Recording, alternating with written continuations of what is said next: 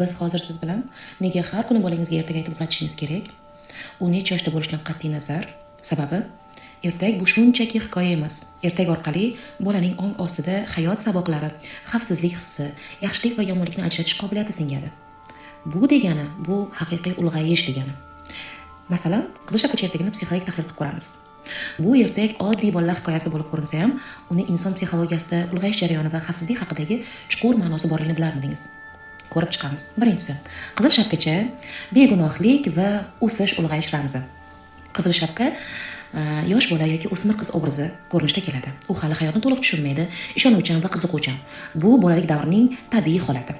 Qizil rang energiya, hayotiy kuch, hissiyot, ba'zan esa xavf ramzi bo'lib ham ko'rinadi. Shapka shaxsiyat, o'zini namoyon qilish belgisi.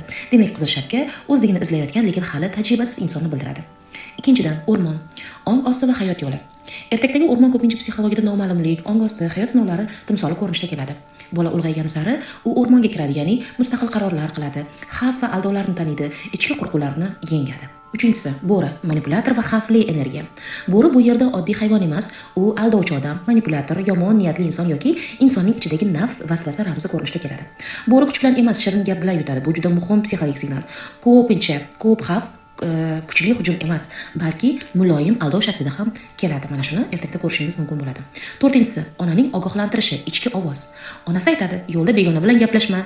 Bu real hayotda ota-onaning tajribasi, ichki intuitsiya, ya'ni ichki ovozni eshitish, chegaralarni bilish degani. Qizil shapka esa bu ovozni e'tiborsiz qoldiradi. Ko'p odamlar ham hayotda ichki signalni, ichki ovozni tinglamaydi, keyin muammoga duch keladi. Beshinchisi, buvi, donolik va ildizlar. Bu ko'pincha nasl ildizi, ayollik donoligi, avlod tajribasi, ichki sokinlik timsoli.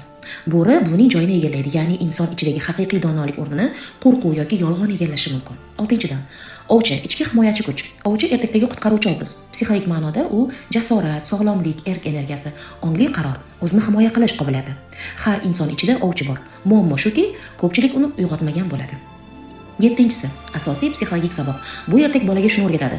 Har kimga ishonma, chiroyli gapga aldanma, chegarangni bil. Intuitsiya ovozini tingla, ya'ni ichki ovozingni tingla. Xatodan keyin kuchliroq bo'lish mumkin.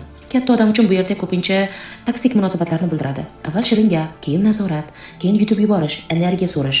Bo'ri ko'pincha manipulyativ inson obrazidir. Xulosa qilib aytadigan bo'lsak, qizil shapka ertagi bolalikdan ongli hayotga o'tish haqidagi hikoya. U aytadi: mehribon bo'l, lekin sodda bo'lma. Ochiq qalbli bo'l, lekin chegarang bo'lsin. Ishon, lekin sezgingni unutma. Va albatta har bitta hikoyadan oladigan xulosamiz bor. Bu hikoyadan oladigan xulosamiz kattalarning nasihatiga quloq solish va begona odamlarga ishonmaslik kerakligi haqida bizga eslatma beradi. Sizning fikringiz qanday?